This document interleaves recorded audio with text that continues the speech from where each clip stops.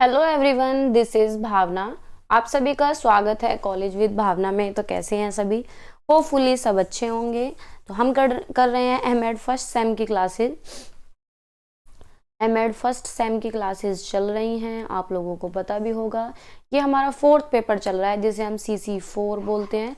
उसकी unit first चल रही है। देखो, यूनिट फर्स्ट की 2 क्लासेस हो चुकी हैं और 2 से 3 क्लासेस के अंदर हम यूनिट कंप्लीट कर देते, लेकिन इसके अंदर जो टॉपिक है वो काफ़ी लेंदी हैं, तो एक एक टॉपिक ही कर पा रहे हैं क्योंकि वैदिक एजुकेशन अपने आप में इतना बड़ा है, फिर बुद्धिस्ट एजुकेशन है, फिर जैनिज्म एजुकेशन है, फिर आगे मेडाइवल पीरियड है, फिर मैकाले माइन्यूट्स है, वुड डिस्पैच है। तो सारे टॉपिक क्या है, सिंगल सिंगल ही कराने पढ़ेंगे, तो इसमें थोड़ा सा टाइम लग सकता है। बाकी कल से मैं क्या करूंगी, कल से आपको 2 क्लास दे दिया करूंगी कि एक टॉपिक इसका यानी आपके फोर्थ पेपर का और एक टॉपिक या एक यूनिट फर्स्ट पेपर की। इस तरीके से हम लेके चलेंगे ताकि आपका 10 दिन के अंदर सिलेबस कंप्लीट हो जाए। ठीक है, फिर अगर टाइम बचा तो हम क्वेश्चंस भी सोल्व कर लेंगे। ठीक है, देखो टाइम तो लगता ही है, पीपीटी बनाने में टाइम लगता है, कंटेंट तैयार करने में बहुत टाइम लगता है, पढ़ाने में टाइम नहीं लगता, ना ही पढ़ने में टाइम लगता है, कंटेंट इकट्ठा करने में टाइम लगता है। अगर बुक से सीधी पीपीटी बना ले तो टाइम नहीं लगेगा, लेकिन अगर हमें कंटेंट फिल्टर करना है कि भाई आप लोगों के लिए भी इजी हो और आप इजीली पढ़ सकें, तो उसमें टाइम लगता है फिर। तो इसी वजह से पीपीटी बनाने में काफ़ी टाइम लग जाता है। और दूसरी बात, बाइलिंगुअल रखनी पड़ती है। भाई कुछ जो स्टूडेंट्स हैं वो हिंदी वाले हैं और कुछ जो हैं इंग्लिश वाले हैं, तो हिंदी में कन्वर्ट करने में भी टाइम लगता है। ठीक है, तो टाइम टेकिंग चीज़ें हैं, कंटेंट ऐसे ही क्रिएट नहीं होता, बहुत टाइम लगता है, बहुत मेहनत लगती है। बाकी आप लोग ट्राई करके देख सकते हैं अगर आप लोगों को मेरी बात पे विश्वास नहीं हो रहा है तो स्टार्ट करते हैं। अगर चैनल पे नए हैं तो लाइक शेयर सब्सक्राइब आप लोग कर देना, वैसे तो कर देते हैं। मतलब ये भगवान का ही आशीर्वाद है कि जितने भी अब तक मेंबर मेरे साथ जुड़े हैं स्टार्टिंग से यूट्यूब की जर्नी में, जब से मैंने यूट्यूब स्टार्ट किया है। जब मैं पहले लेट्स क्रैक पे पढ़ाती थी तो जहाँ वो जिस टाइम पे वहाँ जो स्टूडेंट जुड़े थे वो भी जेन्युइन थे, वो भी बहुत ही प्यार से, मतलब सम्मान भी दिया बच्चों ने और बहुत ही दिल से मेरे साथ पढ़े भी वो लोग, और जो लोग पढ़े थे उनका सीटेट पास भी हुआ। फिर वहाँ कुछ फ़ायदा मुझे हुआ नहीं तो वो चैनल मैंने बंद कर दिया। मैं यहाँ पढ़ाने लगी और जहाँ यहाँ जब से जुड़ी हूँ, जो लोग मेरे साथ जुड़े हैं वो भी बहुत अच्छे हैं। तो ये भी भगवान की ही कृपा होती है ना। तो चलते हैं, बातें नहीं करते हैं। वैदिक एजुकेशन हमने कर लिया है, बुद्धिस्ट एजुकेशन हमने पढ़ लिया है। आज हम पढ़ने वाले हैं जैनिज्म सिस्टम ऑफ एजुकेशन।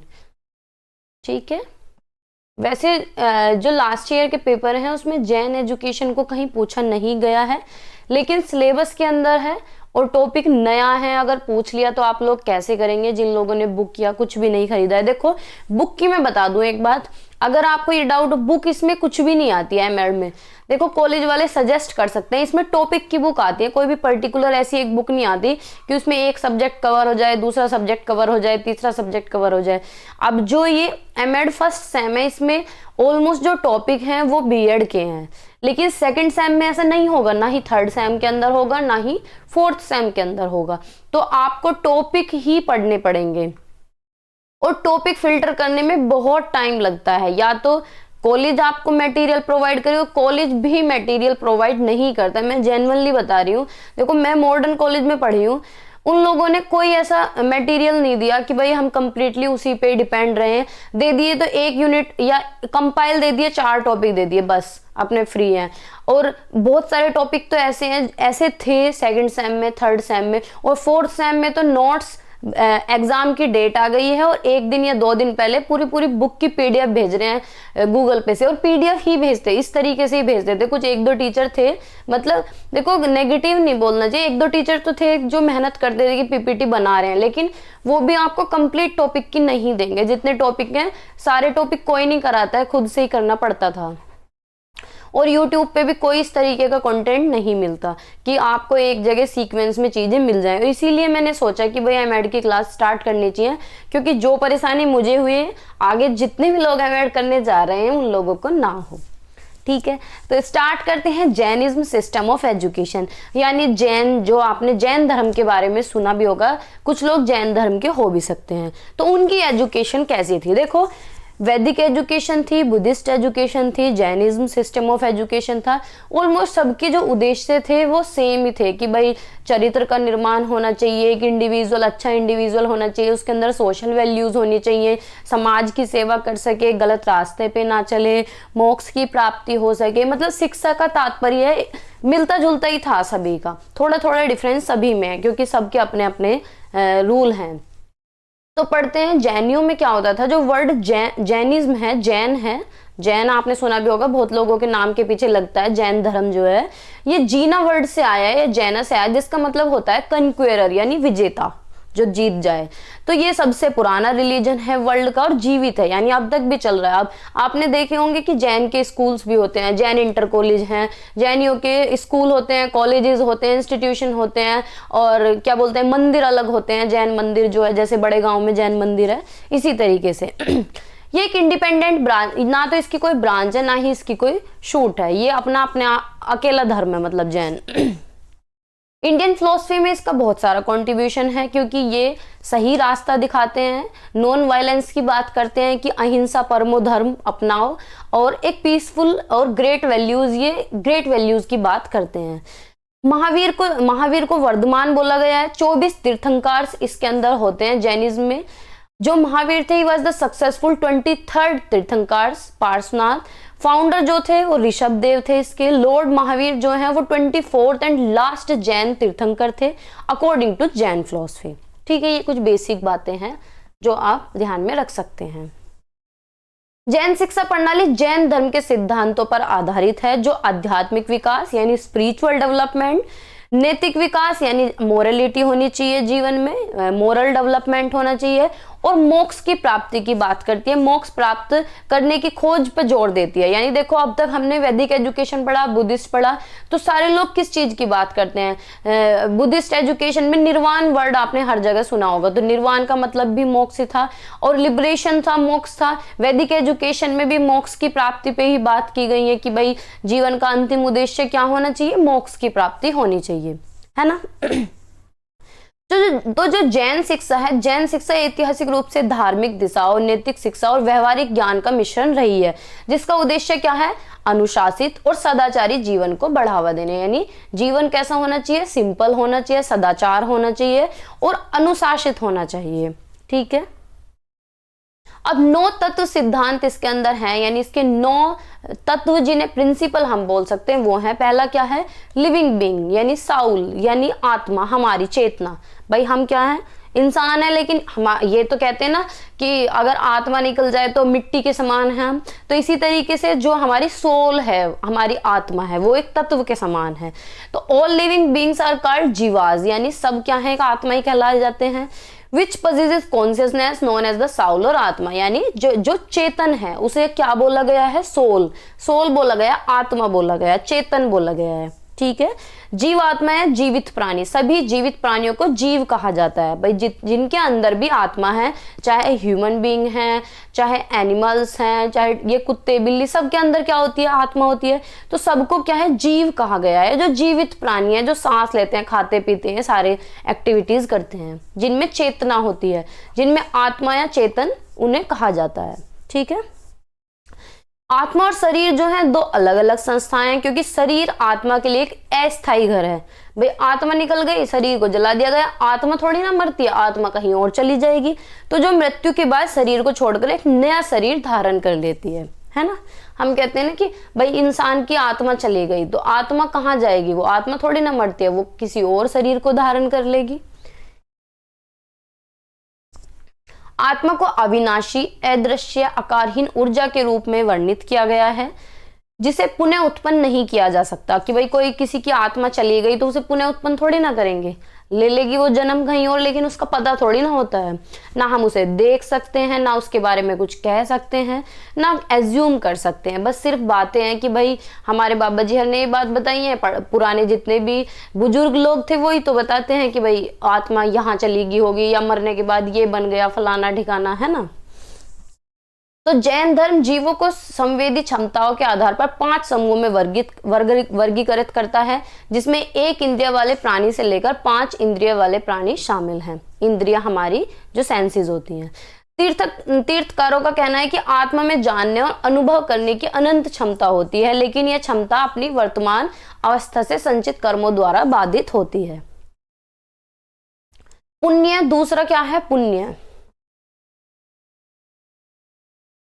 देखो नंबरिंग गड़बड़ हो रही है, 1 सेकंड जो है वो है पुण्य। पुण्य का मतलब क्या होता है? पुण्य होता है अच्छे काम करना। भाई भूखा है कोई, हमने उसे खाना खिला दिया।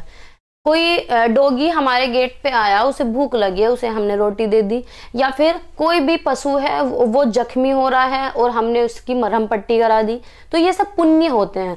तो पुण्य का अर्थ क्या है? जरूरतमंद लोगों को भोजन या अन्य वस्तुएं उपलब्ध कराना, दान पुण्य करना और धर्म का प्रचार करना, ये सब क्या है? पुण्य है।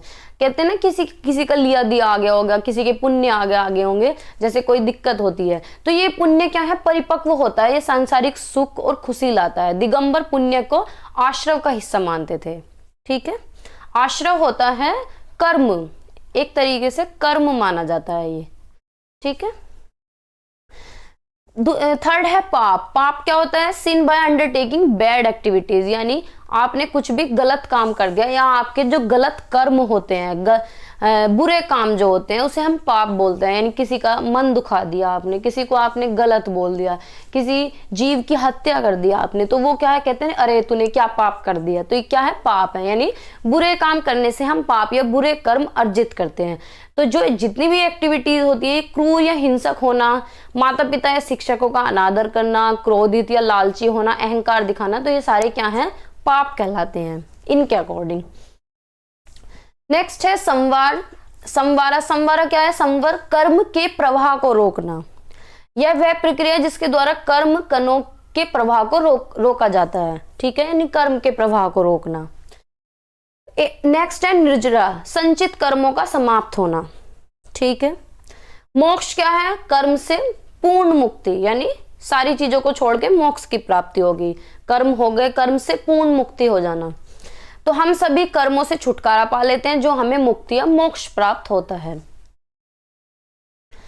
अब एजुकेशन का क्या उद्देश्य है? जैन के अकॉर्डिंग, जो जैन धर्म है उसके अकॉर्डिंग, जो जैन एजुकेशन है, जैनिज्म सिस्टम ऑफ एजुकेशन है, उनके अनुसार शिक्षा का क्या उद्देश्य है? तो वैसे तो ये रिकमेंड करते हैं कि अल्टीमेट एम जो होना चाहिए ना एजुकेशन का, वो लिबरेशन होना चाहिए, मोक्ष होना चाहिए। क्या होना चाहिए? मोक्ष की प्राप्ति होना चाहिए। यानी जो शिक्षा का अंतिम उद्देश्य है या एकमात्र उद्देश्य है वो मोक्ष होना चाहिए। तो इनके अकॉर्डिंग क्या क्या एम थे एजुकेशन के?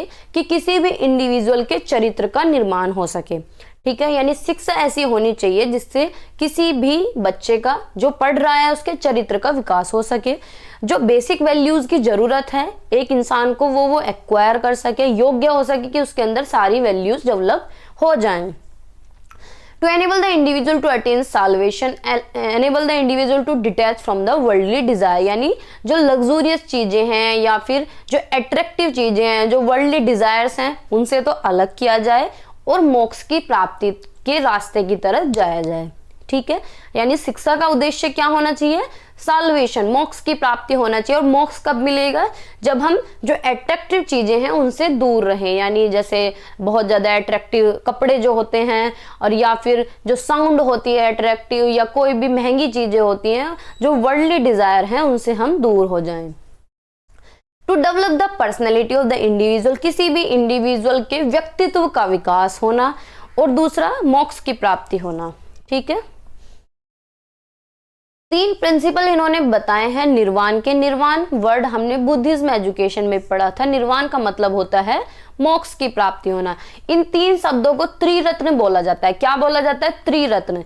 देखो ये हिंदी में भी त्रिरत्न ही रहेगा। ठीक है, इस तरीके से कुछ त्रिरत्न। तो राइट फेथ, यानी हमारी जो दृष्टि होनी चाहिए वो बिल्कुल सही होनी चाहिए, सही दिशा में होनी चाहिए। हमारा जो ज्ञान होना चाहिए वो हमारा सही होना चाहिए। राइट एक्शन, जो हमारे कर्म होने चाहिए, जो हमारे काम होने चाहिए वो भी सही होने चाहिए। ठीक है, तभी हमें मोक्ष की प्राप्ति होगी। ये क्या है? त्रिरत्नी ने बोला जाता है। आप इस तरीके से डायग्राम बना के आ जाना अगर क्वेश्चन पूछा जाता है तो। ठीक है, लास्ट ईयर नहीं आया, उससे पहले भी नहीं आया, क्या पता इस बार आ जाए। 5 बेसिक वॉज, 5 मेन टीचिंग, यानी 5 जो है मूल व्रत हैं, मतलब 5 रूल और हैं जैन सिस्टम के अकॉर्डिंग कि नॉन वायलेंस होना चाहिए, यानी अहिंसा का पालन करें। Not to cause harm to any living being, यानी किसी भी जीवित वस्तु को या जीवित प्राणी को नुकसान नहीं पहुंचाना, ठीक है, हार्म नहीं करना। सेकंड क्या है, ट्रूथफुलनेस, यानी सत्य, यानी सत्य के रास्ते पे चलना, सच बोलना और झूठ नहीं बोलना। नॉन स्टीलिंग, यानी चोरी से दूर रहना, चोरी नहीं करना। नॉट टू टेक एनीथिंग, किसी का कोई भी सामान नहीं लेना ना देना, है। चैस्टिटी, यानी ब्रह्मचर्य का पालन करना। Not to indulge in sensual pleasure, यानी कोई भी ऐसी एक्टिविटी नहीं करना जिससे हमें प्लेजर मिले, सेंसुअल प्लेजर मिले, हमारी मतलब अच्छा महसूस हो। कोई भी ऐसा काम नहीं करना है, सिर्फ ब्रह्मचर्य का पालन करना है, ठीक है, यानी सारी चीजों से डिटैच रहना है अपने आप को। नॉन पोजेशन, नॉन अटैचमेंट, यानी अपरिग्रह, कंप्लीट डिटैचमेंट फ्रॉम पीपल, यानी लोगों से दूर रहना, जगहों से दूर रहना और मटेरियल चीजों से दूर रहना, ठीक है। अब यही चीज आगे दी गई है कि अहिंसा क्या है, नॉन वायलेंस क्या है, अहिंसा परमो धर्म। देखो ये वर्ड जो है ये वैसे सारे धर्मों में चलता है, लेकिन आप अब जैसे जैन एजुकेशन पढ़ेंगे, जैनिज्म सिस्टम ऑफ एजुकेशन पढ़ेंगे, तो ये चीज आपको हर जगह देखने के लिए मिलेगी कि इन्होंने अहिंसा पे बहुत बात की है कि अहिंसा परमो धर्म होना चाहिए, यानी हमारा जो परम धर्म होना चाहिए वो अहिंसा होना चाहिए, यानी हिंसा बिल्कुल भी नहीं करनी है। नॉन वायलेंस जो है सुप्रीम रिलीजन है, नॉन वायलेंस जो है कॉर्नर स्टोन है जैनिज्म का, यानी मुख्य भूमिका यही निभाता है। ये नॉन वायलेंस की बात ही हर जगह करते हैं। No living being has the right to injure, यानी किसी के पास भी अधिकार नहीं होता कि हम किसी को हार्म करें या किसी को इंजरी पहुंचाएं या किसी को दुखी करें या किसी को मारें। किसी भी लिविंग बीइंग्स को हमें नहीं मारना चाहिए। उसमें एनिमल्स भी आ जाते हैं, प्लांट्स और इंसेक्ट्स भी आ जाते हैं, कीड़े मकोड़ों को भी नहीं मारना है, ठीक है। और जबकि बहुत बार ऐसा होता है, अब जैसे हम निकल के जा रहे हैं और कहीं बहुत ज्यादा चींटे हैं, तो कितने भी पैर उठा के रख लें, मैं रखती हूँ खुद ही, लेकिन तब भी एक दो चींटा हमारे पैर से मर ही जाता है ना। तो जाने अनजाने में भी हमारे से क्या हो जाती है, हत्या हो जाती है। दूसरा क्या है, सत्य है। There is no place for lies in Jainism, यानी झूठ बोलने वालों के लिए यहाँ पे कोई जगह नहीं है।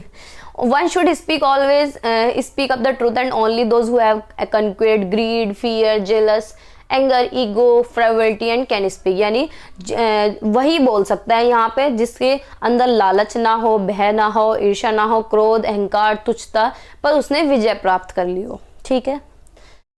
आचार्य और अस्त्य यानी नॉन स्टीलिंग, यानी चोरी चकारी से दूर रहना है, ना तो किसी की संपत्ति हड़पना है, ना चुराना, इन सबके खिलाफ है, बल्कि दूसरों की सहायता करनी है। ब्रह्मचर्य का पालन करना है, किसी भी फिजिकल रिलेशन में नहीं आना है। और जैन धर्म का एक और रूल है कि अगर आप किसी के साथ रिलेशन में आ रहे हैं तो वो सिंगल पर्सन ही होना चाहिए जिसका पूरे जीवन निर्वाह करना है, ठीक है।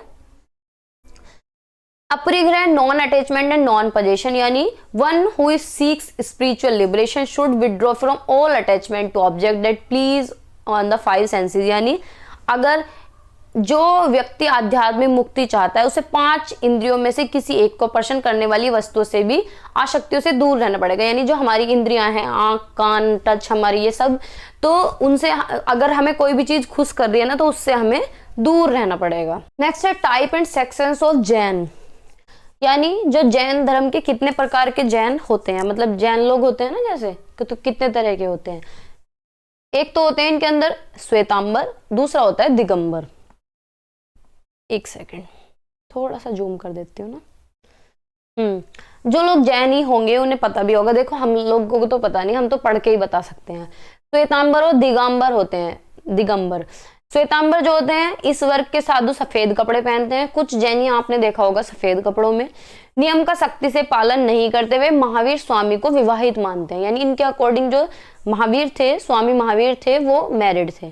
दिगंबर क्या है, ये कपड़े ही नहीं पहनते हैं, जिन्हें नांगी मुनि कहते हैं कि नांगे बाबा, है ना। वो क्या है, जैनिज्म को स्ट्रिक्टली फॉलो करते हैं, वहां के रूल को, और इनके अकॉर्डिंग जो महावीर स्वामी थे वो बाल ब्रह्मचारी थे। अब इनकी डेली लाइफ कैसी होती है, तो डेली लाइफ क्या है, भिक्षु जो मेल होते हैं और भिक्षुणी जो फीमेल होती हैं उनके लिए कठोर रूल बनाए जाते हैं, सख्त बिल्कुल रूल होते हैं। सामान्य पुरुषों और सामान्य महिलाओं के लिए भी कठोर रूल होते हैं। ये शाकाहारी होते हैं। अहिंसक इनका व्यवहार होता है, यानी इस तरीके का व्यवहार होता है कि किसी को हिंसा ना पहुंचा सके। रेशम, चमड़ा, पशु उत्पाद इन चीजों पे इनका क्या, रेशम, चमड़ा, पशु उत्पाद, यानी इन चीजों से ये बिल्कुल दूर रहते हैं, यानी सिंपल लाइफ ये जीते हैं। जीवन शैली की सादगी और गैर भौतिकवाद, यानी जो जीवन है वो बिल्कुल सादा जीवन ये व्यतीत करते हैं।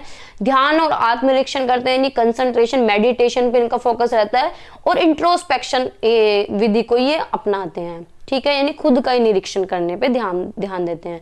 क्षमा एक नैतिक सिद्धांत है, यानी मॉरलिटी है, मॉरल डॉक्ट्राइन है। फॉरगिवनेस यानी किसी को भी क्षमा करना। दूसरा क्या है, compassion, charity and community service, यानी करुणा, दान और सामुदायिक सेवा ये करते हैं। पर्यावरण का संरक्षण करते हैं, यानी पर्यावरण को बचाते हैं। और जैन धर्म दुनिया का एकमात्र धर्म है जो पर्यावरण पर जोर देता है। सेक्रेड लिटरेचर, इनकी एक लिटरेचर है श्वेतांबर, जो कि लिखी गई है प्राकृत भाषा में, जिसे अर्धमागधी बोला जाता है, और उसे इस तरीके से क्लासिफाई किया गया है। ये आप चाहे याद भी ना रखें, ये याद रखने की चीज है नहीं, ना ही कोई जरूरी है कि लिखा जाए। इसके अंदर 12 अंगज हैं, 12 उपांगाज हैं, 10 परिकरनाज हैं, 6 छेद्र सूत्र हैं, 4 माला सूत्र हैं, 2 सूत्र ग्रंथाज हैं। ठीक है, जैसे हमारी रामायण के अंदर अयोध्या कांड, किष्किंधा कांड, बाल कांड, सुंदर कांड, ये सारे पोर्शन होते हैं, इसी तरीके से इसके अंदर है। ठीक है, आगे चलते हैं। एडमिशन सिस्टम इनका कैसा है, सिस्टम ऑफ को education and women education were the other impact aspect, यानी सह शिक्षा और महिला शिक्षा की प्रणाली अन्य प्रभावशाली पहलू थे। यानी वुमेन एजुकेशन पे भी इन्होंने ध्यान दिया। को एजुकेशन मतलब एजुकेशन इनकी नॉर्मल थी, जैसी चल रही है आज के टाइम पे। सेंटर ऑफ लर्निंग क्या हुआ करते थे उस टाइम पे, मठ हुआ करते थे, आश्रम हुआ करते थे, और were constructed for the Jain मुनीज एंड आचार्य, इनके लिए बनाए जाते थे। और ये एक पढ़ने का पॉइंट था, यानी पढ़ने का केंद्र बना था। पाठ्यक्रम में क्या क्या चीजें थी, सोशल साइंस था, मोरल साइंस था, वोकेशनल एजुकेशन थी। करिकुलम के अंदर अटेनमेंट ऑफ त्रिरत्नास, जो त्रिरत्न हमने पढ़े हैं ना, कि राइट व्यू होना चाहिए, यानी सम्यक दृष्टि, बिल्कुल सही दृष्टि होनी चाहिए। सम्यक वाक होना चाहिए, यानी क्या होनी चाहिए, राइट नॉलेज होनी चाहिए, और राइट एक्शन होना चाहिए। ऐसे था ना कुछ, राइट एक्शन होना चाहिए। ठीक है, यानी जो हमारे कर्म होने चाहिए वो भी हमारे सही होने चाहिए, जो हमारा ज्ञान होना चाहिए, जो हमारी दृष्टि होनी चाहिए वो भी सही होनी चाहिए। करिकुलम के अंदर सब्जेक्ट थे विच टीचेस नॉन वायलेंस, यानी वो सारे सब्जेक्ट थे जो अहिंसा की तरफ लेके जाते हैं। अहिंसा पे इनका पूरा फोकस था, अहिंसा परमो धर्म। पढ़ाने के तरीके क्या थे, शिक्षण के तरीके थे कि भाई प्रयोग कर करके सिखाना, प्रोजेक्ट विधि के द्वारा पढ़ाना, वाद विवाद, इंटरेक्शन करके पढ़ना, डिबेट करके, डिस्कशन करके, चर्चा करके, कम्युनिकेशन, व्याख्यान करके, किसी भी चीज को समझा के या प्रश्न उत्तर के द्वारा। डिसिप्लिन कैसा था, individual is responsible for his own actions, यानी व्यक्ति अपने कार्यों के लिए स्वयं जिम्मेदार है। आत्म अनुशासन पे इनका फोकस है, और मेडिटेशन पे फोकस है।